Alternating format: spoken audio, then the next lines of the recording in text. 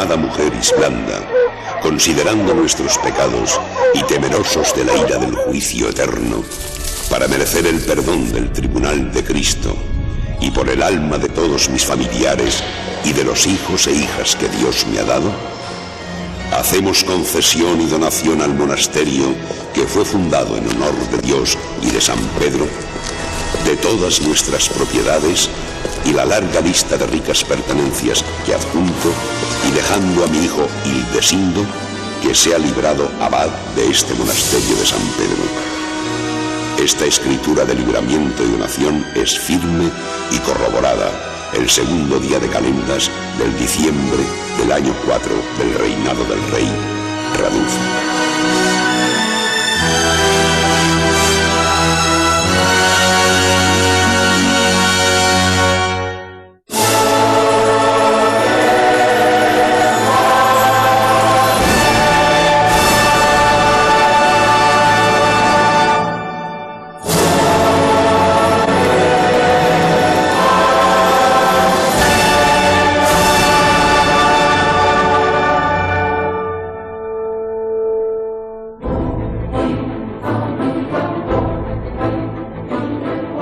Sant Pere de Rodes está situado en la punta de la cadena pirenaica a orillas del mar Mediterráneo. Las primeras noticias históricas del monasterio se remontan al año 878. La falta de documentación ha rodeado a Sant Pere de Rodes de innumerables leyendas. La más antigua relata que en tiempos del Papa Bonifacio IV fueron trasladados desde Roma la cabeza y un brazo del apóstol San Pedro para librarlos de la profanación de los persas y caldeos, escondiéndolos donde hoy se levanta el monasterio. Rodeado por un cinturón de torres y montañas que lo defendían de la piratería de la época, Sant Pere tiene en la iglesia su monumento más importante. Esta consta de 3 naves, un transepto y 3 ábsides de trazo parabólico. Toda la iglesia está cubierta con bóveda, la nave principal con bóveda de cañón y arcos torales reposados sobre una serie de columnas superpuestas. Cuando hablamos del mundo monacal occidental, la referencia básica es sin duda las reglas benedictinas, fuente de inspiración de innumerables órdenes. San Benito de Nursia redacta estas reglas en la primera mitad del siglo VI. Este compendio de sugerencias prácticas para la convivencia de una vida en comunidad espiritual hizo posible el engrandecimiento de Sant Pere de Rodes, primera frontera espiritual del mundo cristiano en la península. Llevando como consigna de vida el ora et labora, los monjes, apoyados por la nobleza, extendieron sus dominios a baronías y granjas conquistadas con la expulsión de los musulmanes, desarrollando a la vez su gran capacidad intelectual, siendo los autores de innumerables manuscritos que se conservan hasta la actualidad. No importaban las condiciones ni la forma en que se debía trabajar. No había obstáculos a la hora de defender la frontera de la fe. El noble Tasio y su hijo Hildesindo, primer abad del monasterio, entre el 926 y el 945, convirtieron a Sant Pere de Rodes en grande y prestigioso. Sus famosos jubileos santos, que duraban 8 días, atraían a miles de peregrinos de otras tierras, lo que significaba un intercambio cultural importante y sin duda el fortalecimiento de la fe cristiana.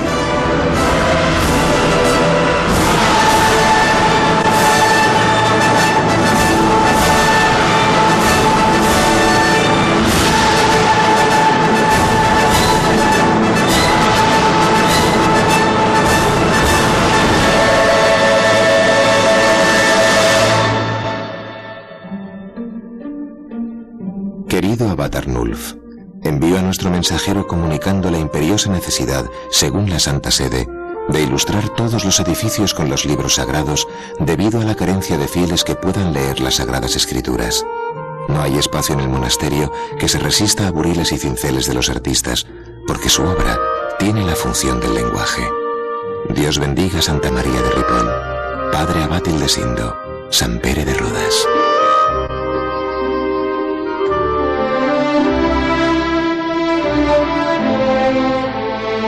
Santa María de Ripoll fue fundado por el conde Guilfredo el Velloso entre los años 879 y 880, siendo los abades Arnulf y Oliva quienes dieron el mayor impulso al monasterio.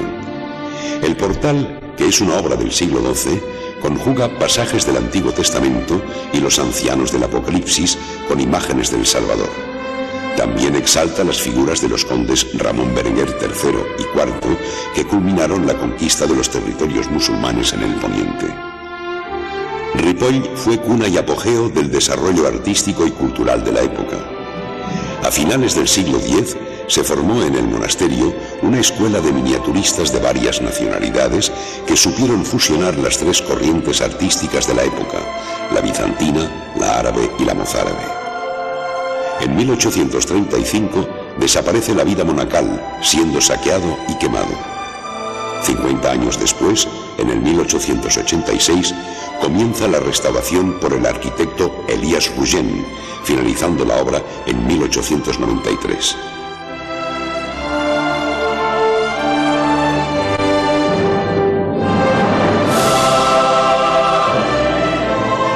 En su interior descansan los restos de los condes de las casas de Barcelona y la Cerdeña Urgell, de Guifredo el Velloso y los condes Berenguer III y IV.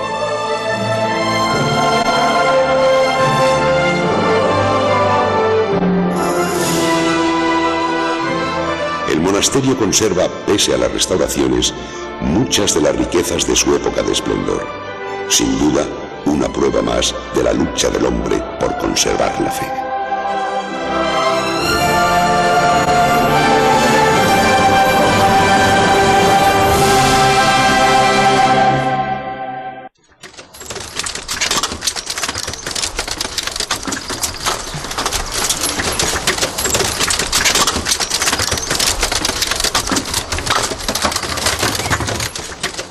Las tres rutas de peregrinación de la cristiandad han sido desde siempre las que se dirigen a Roma, Jerusalén y Santiago de Compostela.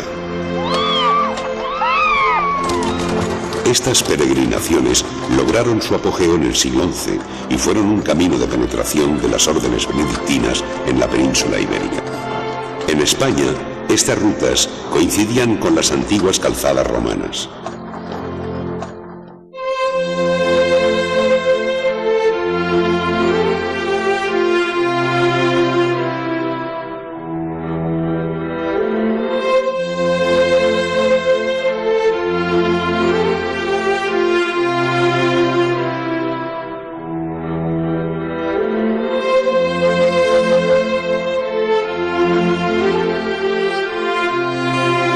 Los devotos, en su camino hacia Finisterre, el fin de la tierra, lograban lugares de albergue y recogimiento a su largo trayecto cristiano.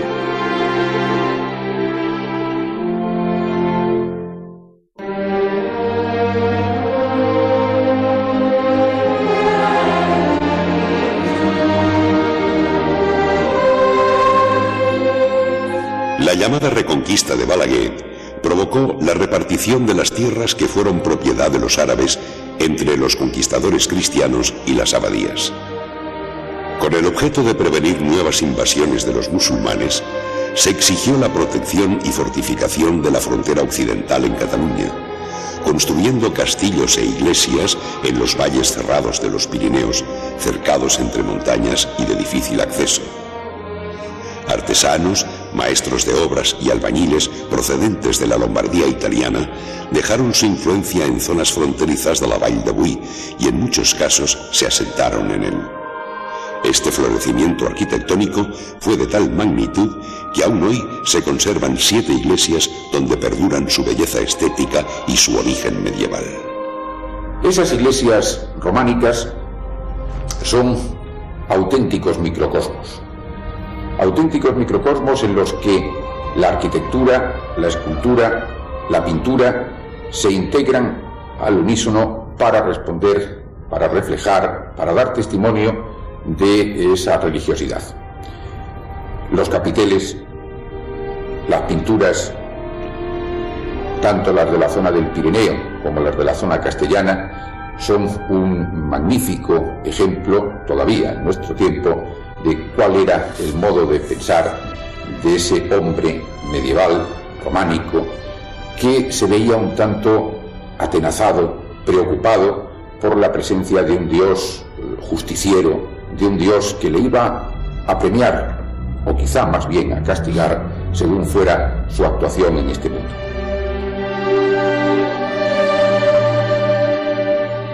Las pinturas se extendían originariamente por naves, columnas y altares que en muchos casos quedaron ocultas por añadidos y calados de siglos posteriores. El Cristo Pantocrátor, santos, apóstoles, animales fantásticos, demonios y juglares, en combinación con escenas profanas y religiosas, hacen excepcionales las pinturas de Boix. La principal función de la pintura y escultura de la época no es la decoración, sino transmitir un profundo mensaje religioso y así traer hasta sus fieles el mundo celestial. Los maestros conseguían hábilmente que todo el templo, las líneas arquitectónicas, la escasa iluminación y las pinturas crearan un ambiente que transportaba a otra dimensión que derivaba en su misión por temor a perder la vida eterna.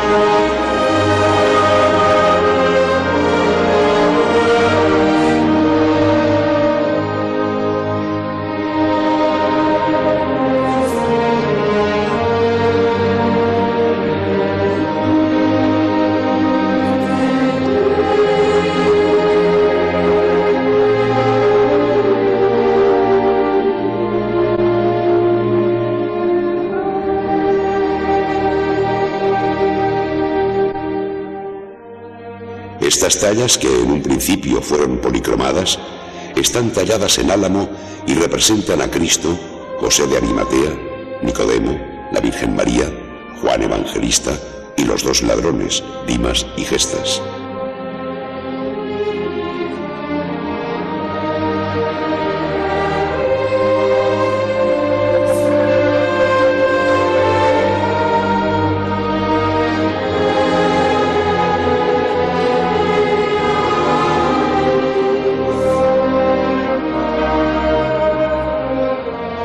Los campanarios de las iglesias de la Vall de Boix representan los centinelas de los fieles llamándolos a vigilia, oración o muerte. Sus toques eran específicos para cada caso: toque de incendio, toque de comulgar, de muertos, de bautizo, de perdidos, de fiesta y de tiempo. Un sinfín de sonidos que unían a los pobladores bajo la misma fe cristiana.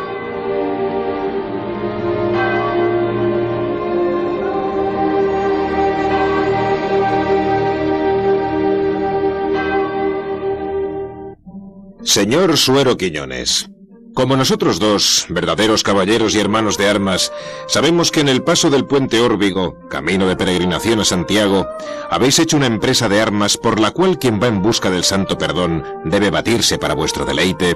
Os ofrecemos, en nombre de Dios, romper todas las espadas que utilizáis y así ganar el perdón eterno.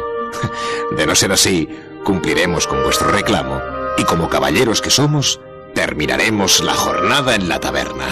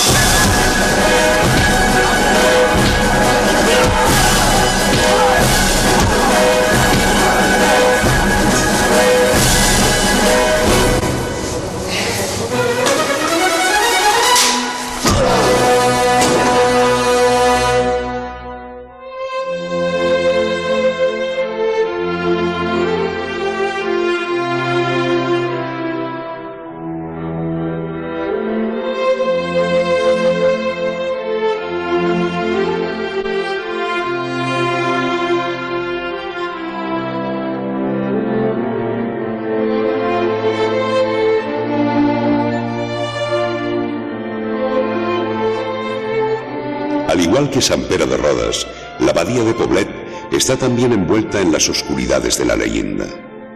La fundación del monasterio se realiza gracias a la donación de tierras que hiciera Ramón Berenguer IV, conde de Barcelona, a los monjes cistercienses de la abadía de Fontfroide.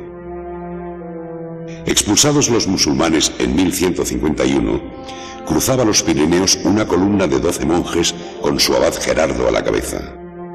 La pequeña colonia se estableció en las inmediaciones de lo que sería una importante abadía, y desde entonces el rezo, el estudio y el trabajo se sucedieron sin descanso.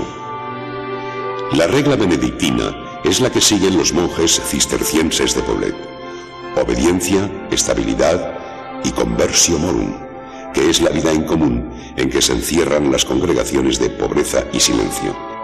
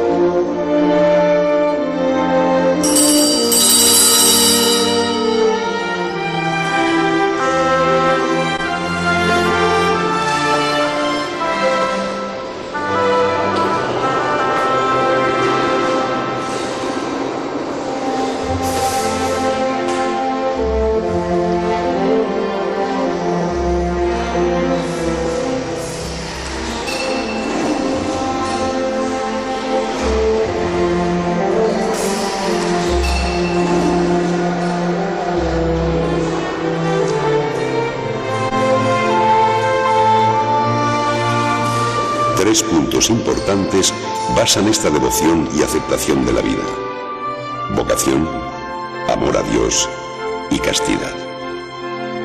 Para ser monje lo que se necesita es tener vocación, y tener vocación supone que este tipo de vida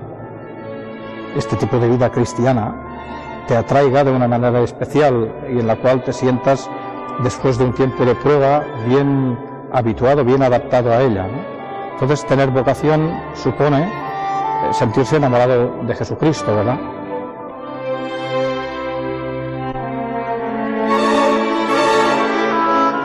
Bueno, los hombres también somos de carne, todos los monjes somos de carne y de huesos igual. Y claro, vivir en la vida monástica no quiere decir que ya tengas la castidad ya totalmente solucionada. Tienes que luchar, tienes que combatir, tienes que identificarte con el voto que has hecho, ¿no?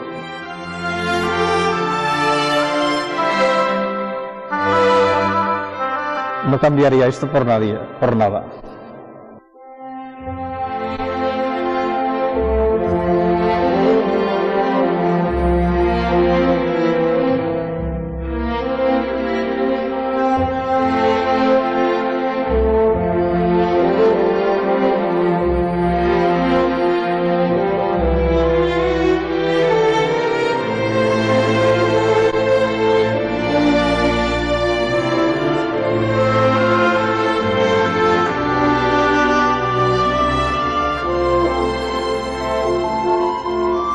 En la sala capitular se presentan los asuntos importantes de organización y gobierno. Sobre ello, dice San Benito: convoque el abad a toda la comunidad y exponga de qué se trata, y después de oír el consejo de los hermanos, reflexione sobre ello y haga lo que crea conveniente. Soportar los crudos inviernos en aquellas condiciones era una prueba más de fe. El calefactorio permitía que los monjes pudieran calentarse en esta construcción del siglo XIII, austera en todo su conjunto y detalles. También en muchos casos, esta sala hacía las veces de barbería de los monjes. Aún conserva el espíritu místico y comunitario que se reunía en torno al fuego.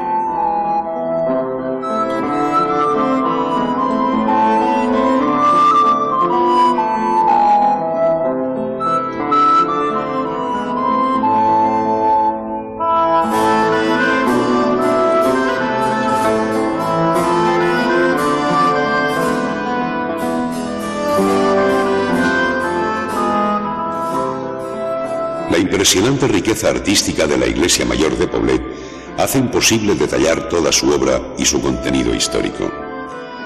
No obstante, podemos decir que tiene forma de cruz latina y está orientada, como es de ritual, con el ábside dirigido al este. La integran 3 naves y sus dimensiones son 85 metros de longitud por 21 de anchura y 28 de altura en la nave central. El sorprendente retablo de alabastro fue esculpido por el artista Damián Fourmen entre 1527 y 1529, durante la época del emperador Carlos V. La tumba de Martín el Humano, instalada junto a la de San Benito, es una muestra de los artistas y artesanos más reconocidos de la época, como Federico Marés en este caso. También el retablo de Santa María, como los rincones de veneración a diferentes santos, conjugan la magia y el milagro del hombre y la fe cristiana.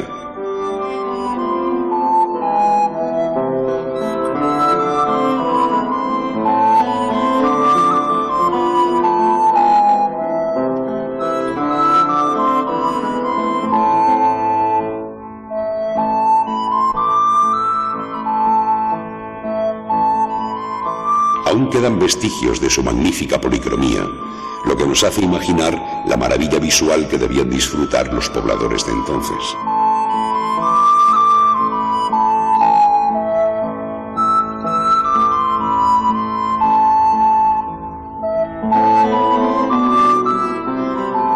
En el crucero de la iglesia se levantan 2 arcos que sostienen los sepulcros de los reyes de la Corona de Aragón, don Jaime I el Conquistador y don Alfonso II el Casto. Descansan también don Juan I el Amador de la Gentileza y sus 2 esposas, y los restos de Juan II y doña Juana Enríquez, padres de Fernando el Católico.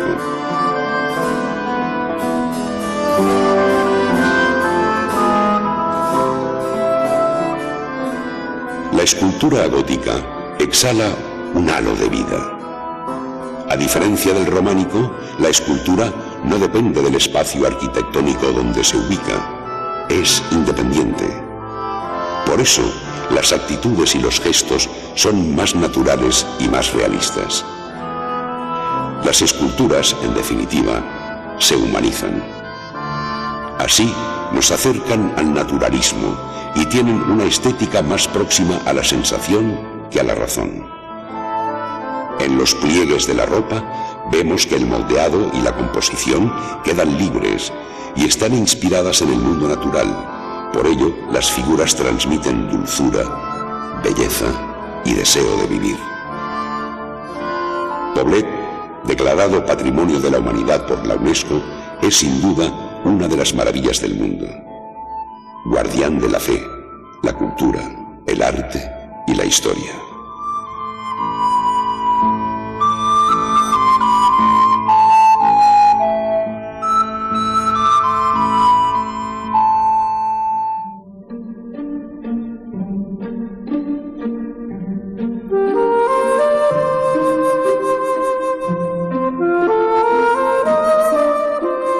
Que le sea cierto a usted, señor rey.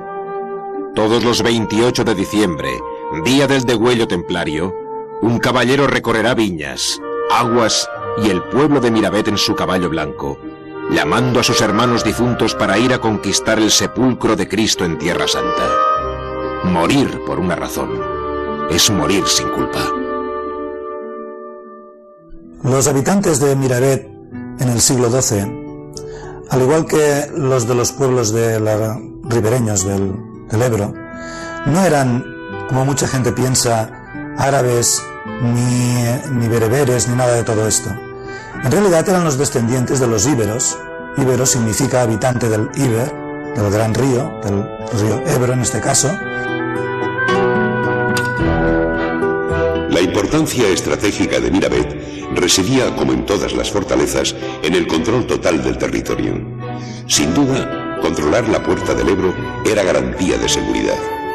Una geografía abrupta e inexpugnable daba el poder máximo a los templarios. Los templarios aparecen en el cristianismo, en el mundo cristiano, a comienzos del siglo XII. después de la primera cruzada, y vienen de la mano de San Bernardo. San Bernardo en aquel momento era el faro del cristianismo, él nombraba y ponía y quitaba papas, era además el abad de los cistercienses, y por tanto, tanto el cister como el temple llegan a la corona de Aragón, a Cataluña, de la mano de San Bernardo.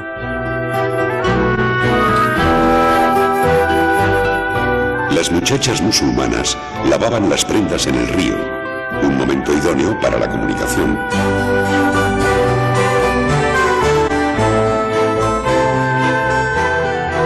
El tejer cuerdas para la dura navegación y cañizos para secar las frutas, como ligaduras, y crear objetos de barro de larga tradición musulmana que perdura hasta la actualidad y que hoy representan una importante industria en Miravet, eran las tareas más destacadas de la población.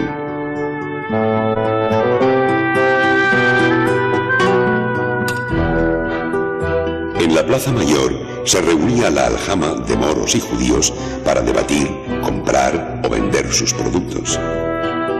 La ajetreada vida de la villa detenía su actividad al paso de los guerreros sagrados. Respeto y admiración para los defensores de la fe.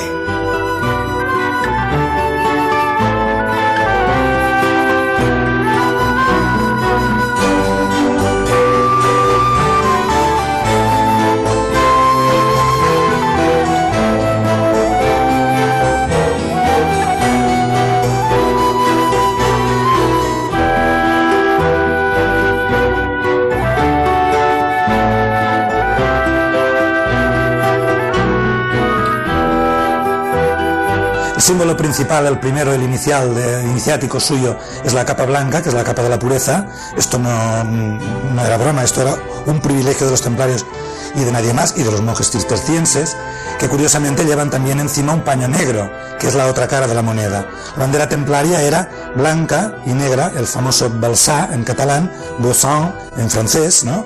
Era el estandarte suyo, y era su capa blanca.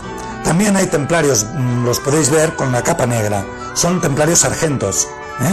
Son también monjes y tienen las mismas obligaciones, las mismas prerrogativas que los caballeros templarios, que son los que llevan la capa blanca.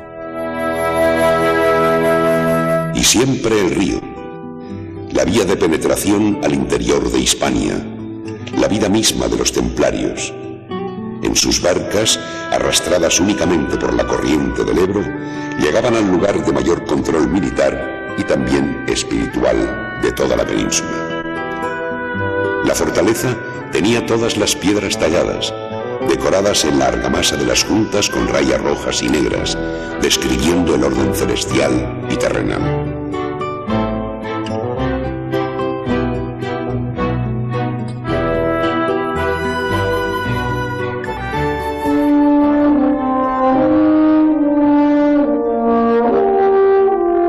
Las alcaparras adornan los viejos muros, bombardeados miles de veces y no siempre correctamente reconstruidos. El refectorio, donde los templarios decidían el futuro de la corona de Aragón, se trata de una obra maestra de mitad del siglo XII, el ejemplo perfecto de la transición del románico al gótico, con ventanas casi planas, una auténtica proeza arquitectónica.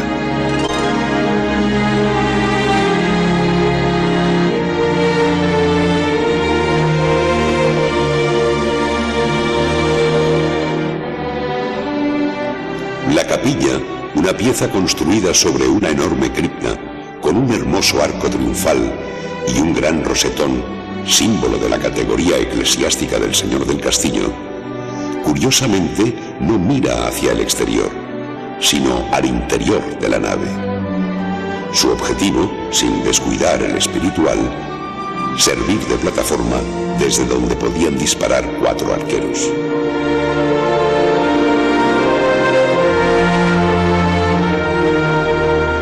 Los templarios jamás dejaron Miravet.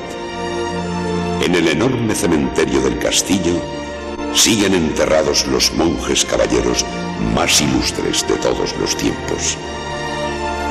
Dice la leyenda que todavía deambulan los espectros reclamando su verdadero lugar en la historia.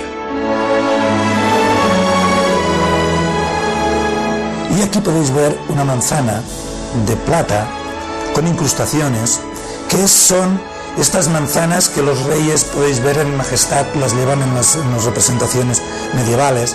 Es una manera es una manzana que aquí le manda el maestro al rey de Cataluña y Aragón, como un símbolo de posesión del poder terrenal. Quien posee esta manzana tiene poder sobre la tierra, sobre lo terrenal.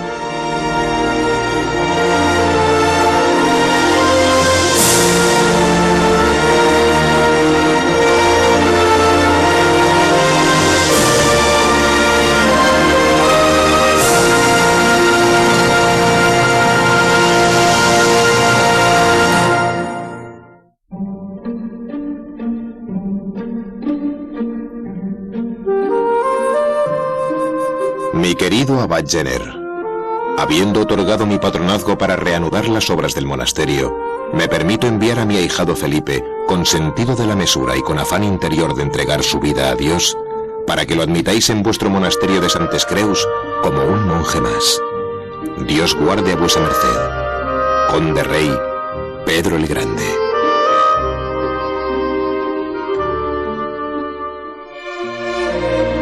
El monasterio de Santes Creus se comienza a construir en el año 1174.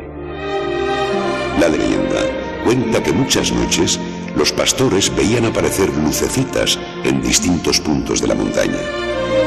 Al día siguiente señalaban con cruces de madera el lugar donde habían visto las luces nocturnas. Con el tiempo fueron tantas que el lugar fue llamado Campo de las Santas Cruces.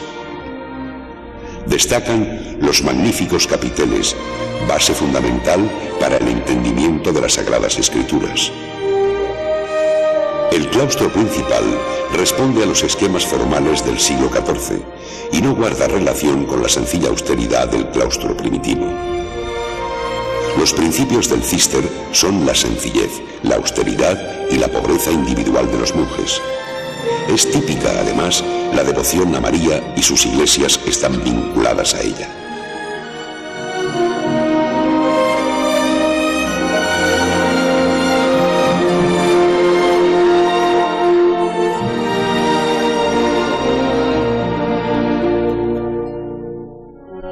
Es imposible concebir una vida comunitaria sin una regla que normalice la convivencia y le dé estabilidad. San Benito, oriundo de Nursia, redactó unas reglas para sus discípulos que fueron adoptadas y en algunos casos modificadas, pero que constituyen el origen del mundo monacal occidental. Él pretendía que el monje debía obediencia al abad, orar, trabajar y profundizar en la lectura divina. Una plegaria que sigue a un trabajo y un trabajo que sigue a una plegaria.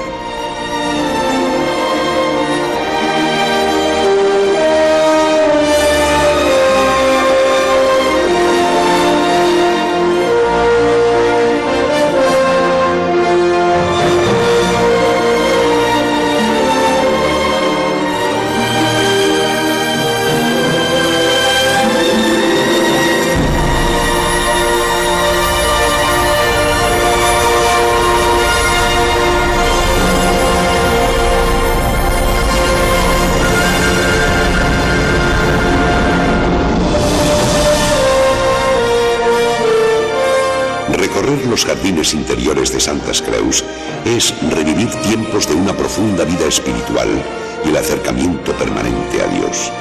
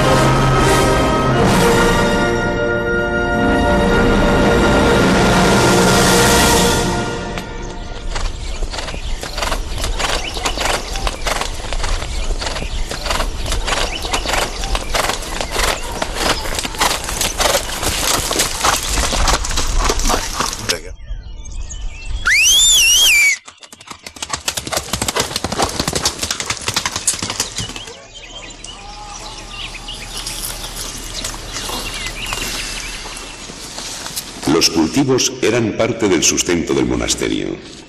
El autoabastecimiento cumplía así una de las reglas. Los monjes no debían salir y así alejarse de las tentaciones terrenales. No obstante, con los años hubo en esto mayor flexibilidad.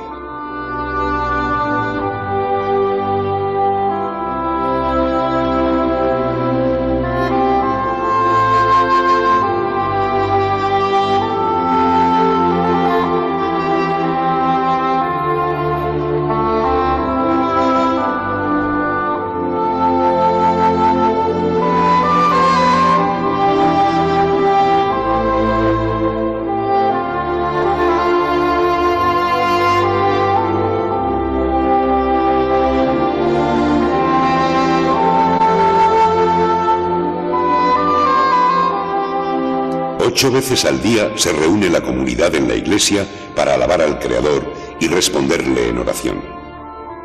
7 plegarias diurnas que son laudes, prima, tercia, sexta, nona, vísperas y completas.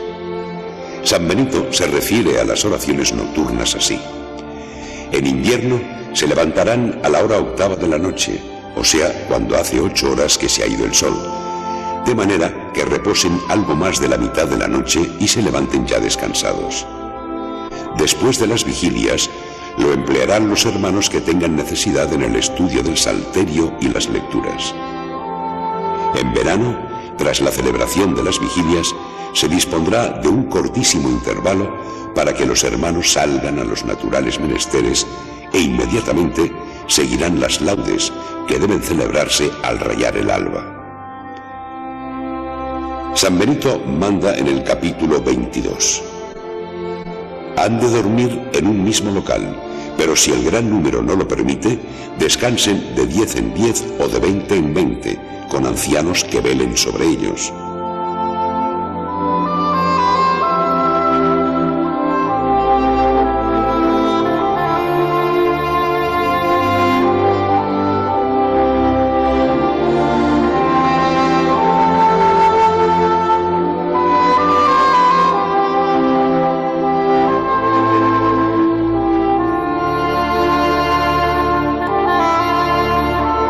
Duerma cada cual en su propio lecho y reciban el aderezo de cama que disponga el abad. Arda continuamente una lámpara o velas elaboradas por ellos mismos hasta el amanecer. Duerman vestidos y ceñidos, con cintos y cuerdas para que estén siempre listos y, dada la señal, levantarse sin tardanza para la obra de Dios, aunque con toda gravedad y modestia. Los hermanos más jóvenes que no tengan contiguas sus camas, sino entreveradas con las de los mayores. El descanso será pleno en comunión con Dios.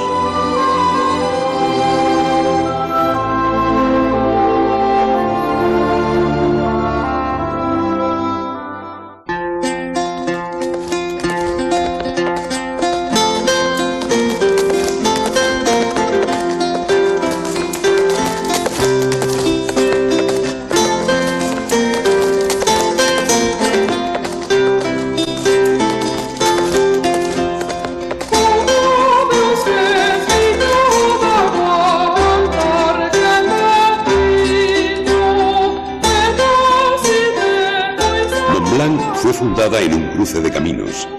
Representó un centro comercial de vital importancia del siglo XIII al XV.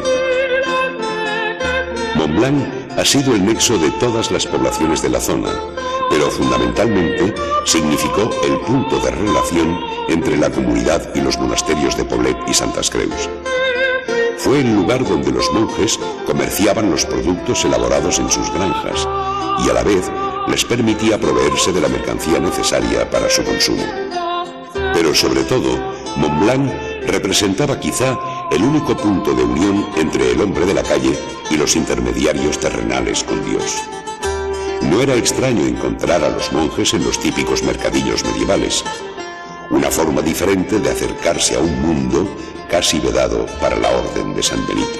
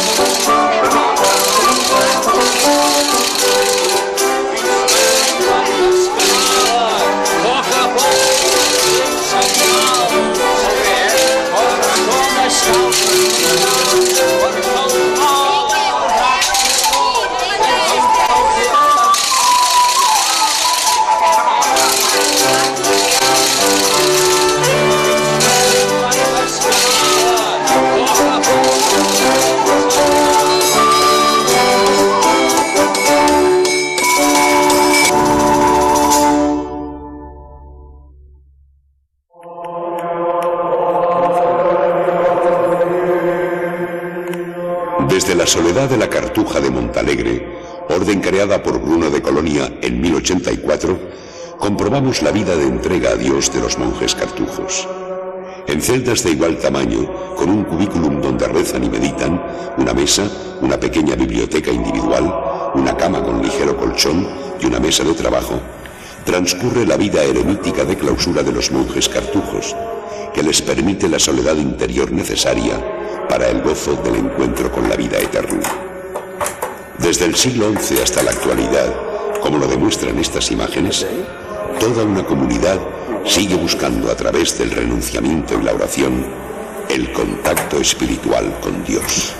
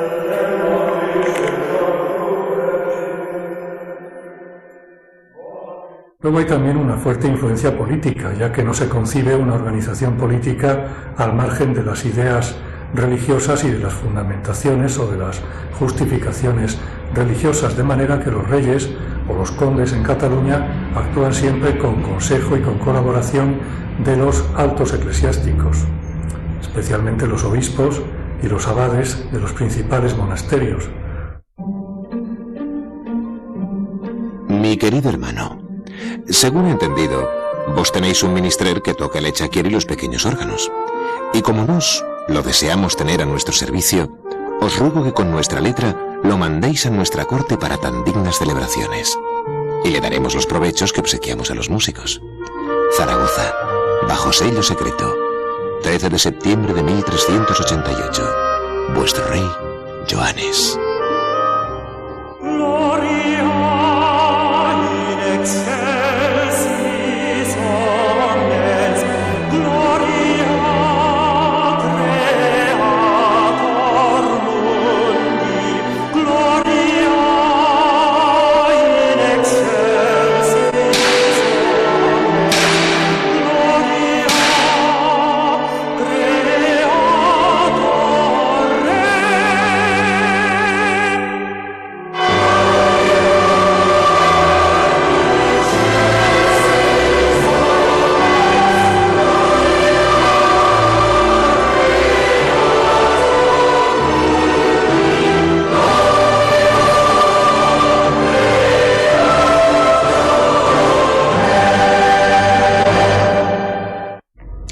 siglo XIV supone un momento de estancamiento de esas formas que, curiosamente, en el caso español viene a significar la realización de las grandes catedrales catalanas, tipo las iglesias de Barcelona, de Manresa, de Tarragona, de Gerona.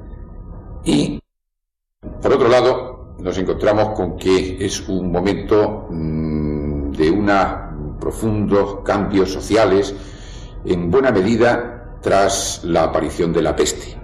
La peste se convierte en uno de los 4 jinetes apocalípticos, en realidad, que provoca un considerable descenso demográfico, una gran conmoción social, una crisis económica.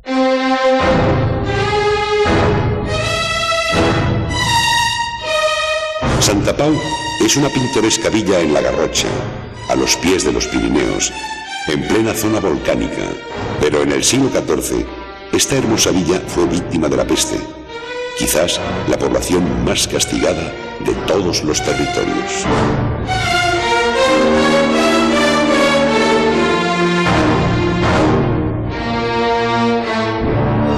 La peste invade Europa. Rápidamente se propaga entre la población debilitada por el hambre, la sequía y las guerras. Durante largos años, el trapo blanco colgado en el exterior de una casa fue sinónimo de muerte.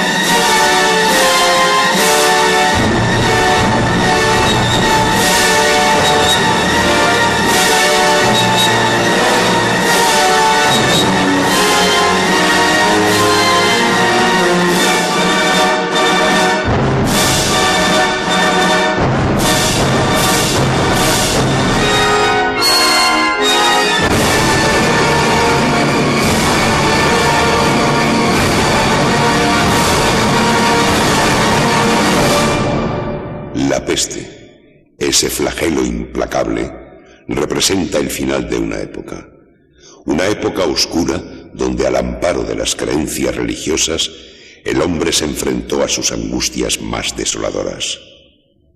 Después llegó la esperanza, una esperanza que tuvo un nombre: el Renacimiento.